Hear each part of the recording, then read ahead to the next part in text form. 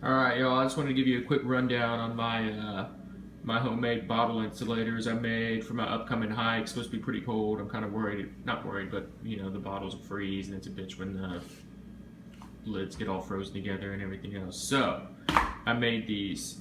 It's just, I used some leftover pieces of Tyvek that I had and took those, and then I ordered some, I think it's like Climate Shield, some insulation that they use in jackets and sleeping bags, all that kind of stuff. Ordered that. It was like 12 bucks for a square yard for them to ship it to you, and it's way more than you'll ever need to make bottle insulators. I've got a ton left.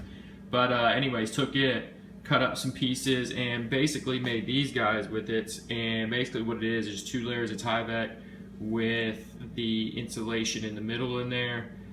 Basically just made an inner layer of Tyvek on the inside, put the insulation on there, and then put this outer layer of Tyvek on there to protect the insulation in there.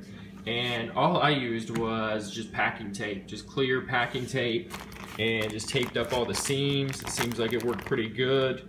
The only tricky parts are the bottom, and I didn't do anything fancy. I just kind of folded it over and, you know, to keep it ultralight, cut off as much extra material as I could, and then tried to keep the tape to a minimum, but, you know, rather it not tear up on me and have to put some extra tape on there. So that's where we ended up.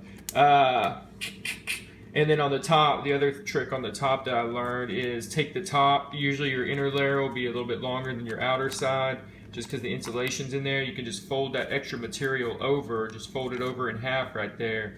And then I just taped it along the seams a couple spots, and then it gives you a nice, you know, clean spot so the dirt's not getting down in there in between the insulation or water or anything else.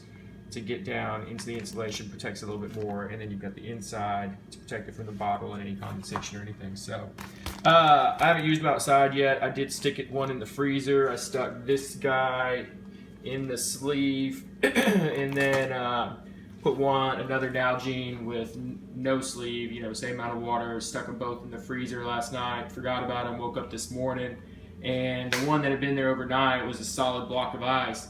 This one that had been in the sleeve, it was barely, there's a little bit of ice on the outsides, but definitely not a frozen block of ice, definitely still drinkable, and can definitely still get the lid off. So the sleeve actually worked really well, and you can kind of cinch down the tops. Like, I didn't make a lid. If you really wanted to get fancy, you could make a lid on it, but all I did is I just left enough room so you can kind of do that, you know, fold them over, and then when you stick them in your pack, you can just jam it down in there. It'll kind of act like a lid.